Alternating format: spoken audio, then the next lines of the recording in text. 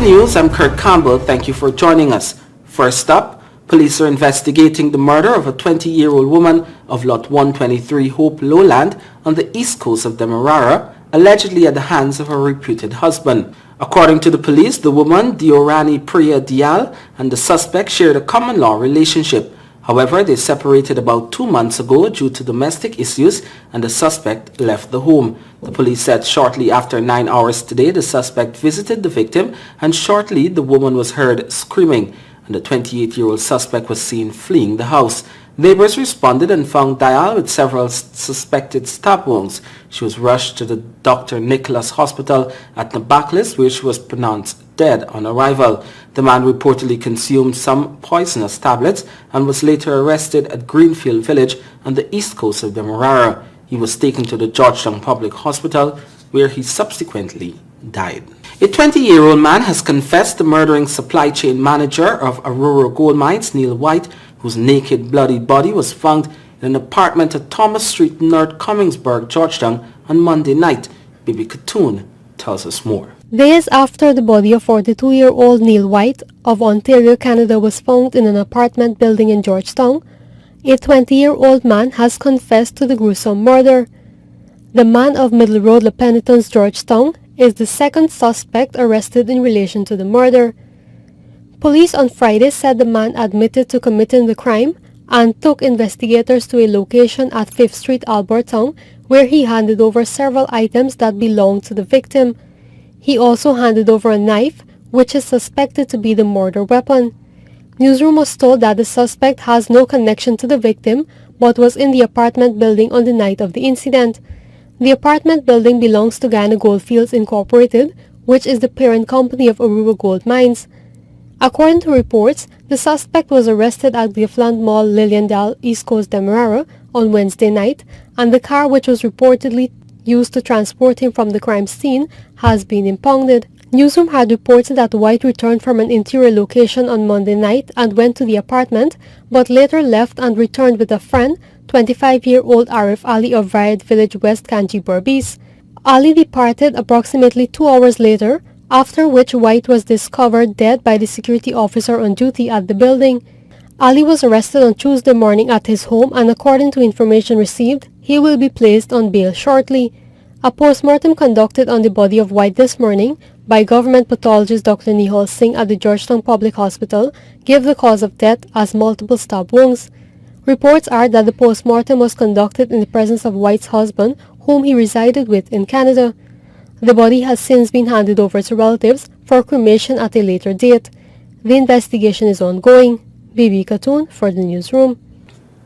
Sports enthusiast Rennie Stobie was forced to shelve his journalistic career after he was gripped with an illness that affected his mobility and speech. More than a year later, doctors are unable to identify the disease and Rennie remains bedridden, hoping for a miracle. Davina Samaru has her story.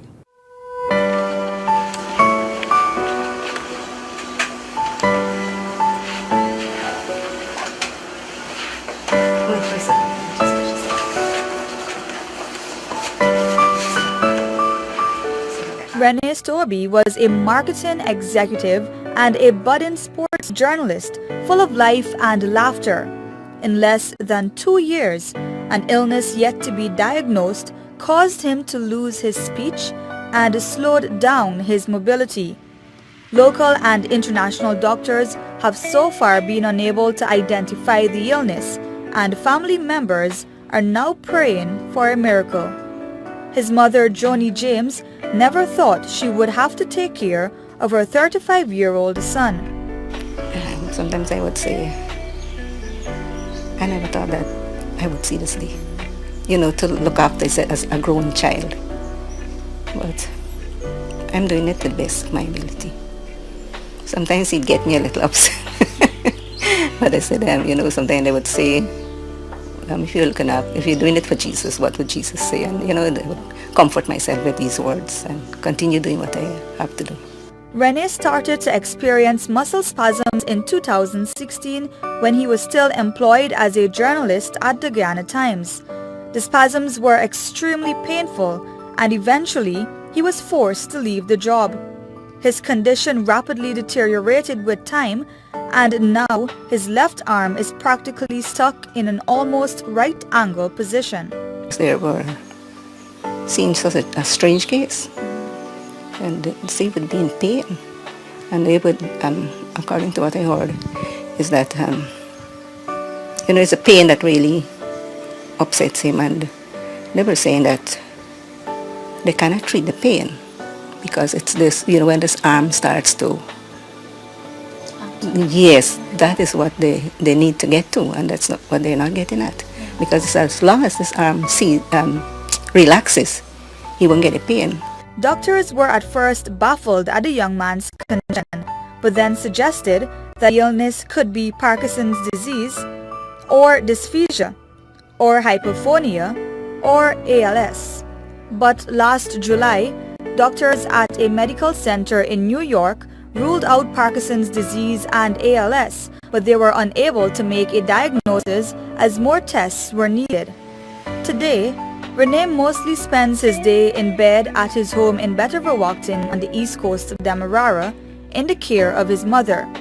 His condition, however, continues to deteriorate, and he is extremely worried about the impact his health will have on his 6-year-old son Javier.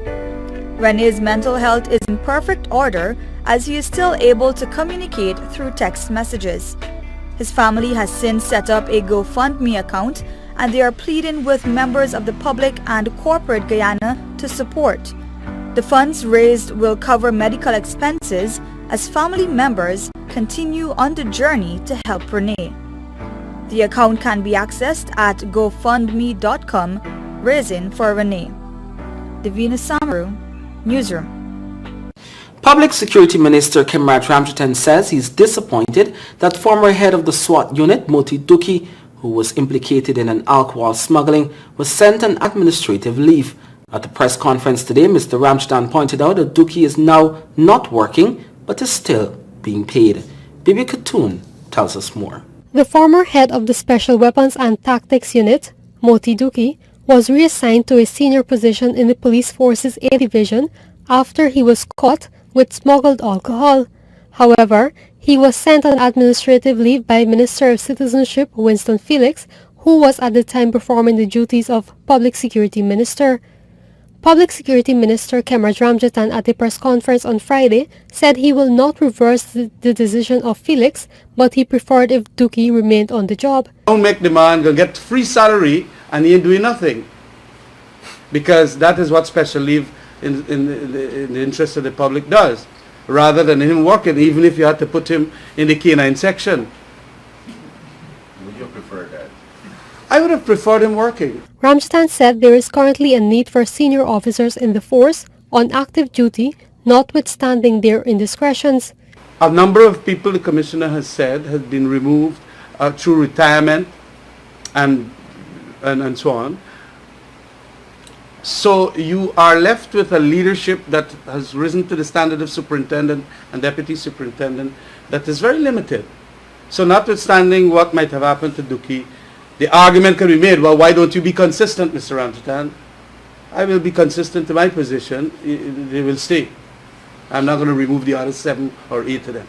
Ramjatan said he prefers to await the constitution of the new Police Service Commission, which will deal with disciplinary matters against the implicated ranks. Back in December 2017, Duki was intercepted in a vehicle with a large amount of smuggled whiskey at a police roadblock in front of the Wim police station. Duki, who was invited into the police station on the night of the bust, reportedly told his junior ranks that the vehicle was ferrying 10 cases of whiskey for the Ghana Police Force's Old Year's Night Ball, but that turned out to be a lie. Bibi Khatun, Newsroom. As Ghana prepares to celebrate the 52nd anniversary of its independence, President David Granger, pursuant to Article 1881 of the Constitution, has granted a free pardon to Ms. Srimati Singh, who's currently serving a 15-month sentence at the New Amsterdam prison. The presidential pardon took effect today. The Minister of the Presidency noted that 30-year-old Ms. Singh was incarcerated for the non-violent offense of false pretense on 5 counts and was handed 5 3-month sentences to run consecutively. Last December, the head of state granted presidential pardons to 5 women who were serving sentences for non-violent, non-narcotic offenses. When the newsroom returns, the AFC says it is relying on the support of the People's Progressive Party for marijuana reform. Security, Bibi Katoon reports. At about 22 hours on January 31st, bandits surrounded the Society for the Blind and demanded valuables from the visually impaired persons at the facility. 4 months later, President of the Society, Cecil Morris, said many persons have stopped taking their visually impaired relatives to the facility due to the incident. He's calling for systems to be put in place to safeguard the facility. We're in a high-risk area where I'm concerned and things like that. And in this ground, I don't know why the junkies always seem to feel that this is the headquarters or something like that. So they're always in the ground and around the boat. And because of that, it's really challenging to us as blind persons. The Society facilitates classes to train over 20 visually impaired persons daily in an effort to equip them for the working world. It also allows for visually impaired persons to write the Caribbean Secondary Education Certificate examination, which is currently ongoing. Mr. Morris also raised the issue of isolation of disabled persons as he encouraged more persons to get their relatives registered with the Society to benefit from the programs offered. The more you come out and the more you move around and the more you do things, it will make you much more confident as a blind person and make you better cope with your situation, because you might have your family or your relatives looking after you for a while, but there is no saying that those relatives will be there for all of your life looking after you. So, you need to understand that as a blind person, you need to come out, get yourself au fait with what is going on. During the month of May, the Society joined in observing Blind Awareness Month. According to the President, members of the Society visited various schools to speak with students on the importance of taking care of their sight and also accommodating visually impaired persons. Mr. Morris believes that promoting various forms of disability will ease discrimination in society. Bibi Katoon, Newsroom. Senior Magistrate Leron Daly today sentenced a 30-year-old fisherman to 1 year imprisonment for having in his possession a utensil used to smoke cocaine. Ashrad Ali of Monroe Post East Coast Demerara admitted that on May 24th at Rhymeville Police Station he had an impoverished pipe in his possession. The court heard that on the day in question Ali was arrested for a simple larceny offense and was taken to the Rhymeville Police Station where he was searched and the utensil was found in the right side pocket of his pants. Scores of persons flocked to Durban Park Arena in Georgetown today as Guyana kickstarts its 52nd Independence Anniversary celebration with a flag-raising ceremony and an exciting cultural program.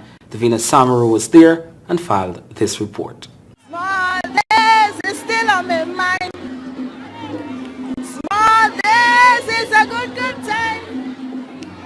My neighbor had to make children. I want to sing another dance and it's really admire them. So at Durban Park, there are scores of spectators here, especially children. They're all here to just have a good time as they celebrate Guyana's 52nd independence anniversary. Leading up to the hoisting of the Golden Arrowhead is a variety of performances exhibiting everything Guyanese.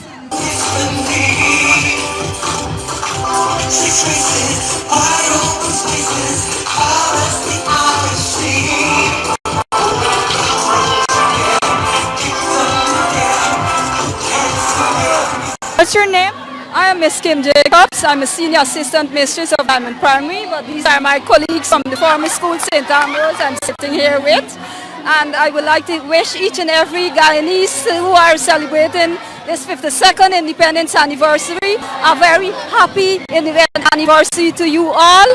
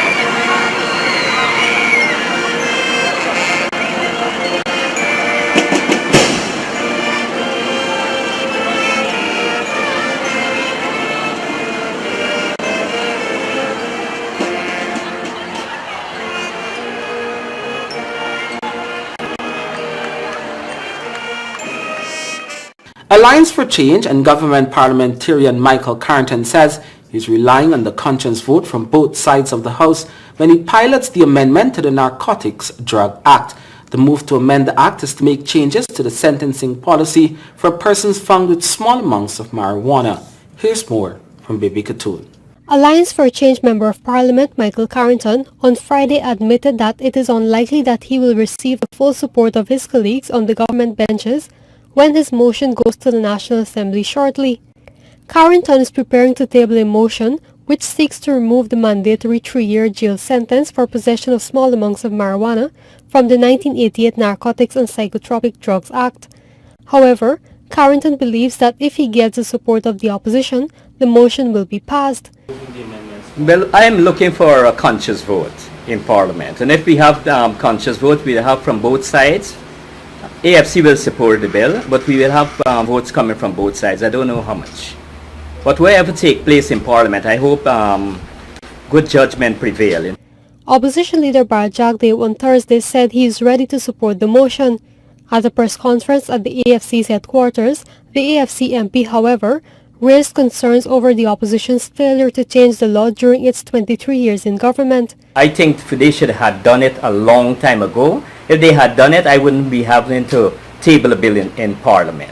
He admitted that he had tabled a motion to this effect in the House since 2015, but the government decided to await the CARICOM report on marijuana and the establishment of a rehabilitation fund. Carrington could not say when the amendment bill would make its way to cabinet, but he is confident that the change in sentencing policy is likely before the end of the year. Government's different view on the matter was addressed by AFC member and Minister of Public Security Kemraj Ramjatan, who insisted that it is how democracy works, but said there was agreement on the need to address sentencing policy for marijuana use in small amounts. Bibi Katoon for the newsroom. When the newsroom returns, regional and international headlines along with the financial weather. Welcome back. Avinash Ramzan now joins us with major headlines from the region and around the world. The Caribbean island of Barbados has elected its first woman prime minister since gaining independence from Britain in 1966. Mia Mottley led her Barbados Labour Party to a crushing victory over the Democratic Labour Party, the DLP. Mottley, a 52-year-old lawyer, is reported to have once told a teacher at her secondary school that she would become the country's first female PM. Her party won all 30 seats up for grabs in the House of Assembly. The former party has governed the popular tourist paradise for the past 10 years, most recently under the Prime Minister, Frondel Stewart. Mottley faced a barrage of personal and political attacks from the DLP during the election campaign, but also picked up an apparent endorsement from the Barbadian pop star, Rihanna. Protests over high diesel prices continue in Brazil despite a deal reached with haulage companies to suspend strike action. Shortages of basic goods have been reported across the country. Airports are running out of fuel and public transport has been reduced, the BBC reported. The government had promised to scrap fuel taxes and maintain a 10% reduction in pump prices for a month. Diesel prices in Brazil have almost doubled since 2016. One of the major trucking groups behind the protests was not a signatory to the deal, which called for protests to be suspended for 15 days to allow for negotiations, Reuters news agency reported. On Friday, there were still blockades in all but 2 of the country's 26 states, Federal Highway Police said, with 74 alone in the southern state of Rio Grande do Sul, a major route for trade with Argentina. In Trinidad and Tobago, gunshots rang out outside the fortress mansion of the widow of Shaguana's car and real estate dealer Sharon Sugdio early on Friday. The Express reported that the gunfire happened just hours after another shooting took place outside the home of one of Sugdio's uncles. The first shooting occurred at around 11 p.m. outside the home of Ricky Sugdio. Early in the day, he allegedly reported to police that he was threatened by another relative of the Sugdios. Then, at 4 a.m., gunshots were heard outside the home of Sugdio's widow, Rachel Sugdio, at Chevier Street. Rachel Sugdio and her 2 children fled the country last weekend amidst allegations of threat to her life. Internationally now, former Hollywood mogul Harvey Weinstein has been cleared in New York with rape and several counts of sexual abuse stemming from 2 separate accusers. The BBC reported that Weinstein turned himself into police in the city earlier in the day. Dozens of women have made allegations against the 66-year-old, including rape and sexual assault, and giving rise to the hashtag #MeToo movement. Weinstein has denied committing any non-consensual sex acts. He is now out on bail wearing a monitoring device. During a brief court appearance during which Weinstein did not speak, the prosecutor said the former mogul had used his position, money and power to lure young women into situations where he was able to violate them sexually. U.S. President Donald Trump has said his summit with North Korea's leader could still happen on June 12, despite earlier cancelling the meeting. The BBC reported that on Thursday he blamed North's open hostility for the cancellation of talks with Kim Jong-un. North Korea later said it was willing to talk at any time in any form. The North's vice foreign minister said Trump's cancellation decision was extremely regrettable. The June 12 summit in Singapore would have been the first time in a sitting U.S. president had met a North Korean leader. The details of the now scrapped talks were unclear, but they would have focused on ways of denuclearizing the Korean peninsula and reducing tensions. And finally, Australian schoolgirl Tali Palmer was 12 years old when she came home from dance class and was murdered by her foster father. Hours earlier, Rick Thorburn had learned that his teenage son Trent had sexually assaulted her. They feared she might be pregnant, so the Queensland man killed Tali and dumped her near-naked body on a riverbank, according to the BBC. On Friday, he was sentenced to life in prison. Justice David Bodyce described the murder as cold, calculating and callous. Turburn's wife and two sons have already been jailed for their roles in a case which horrified Australia. The killing also led to a review of Queensland's foster care system and changed police alerts about vulnerable children. Thank you, Avinash. That's it for me, Kirk Campbell. Remember, you can get all of these stories and more news as it breaks on our website at newsroom.gy, and you can also download the Newsroom app on your mobile devices. Join us tomorrow for a recap of the major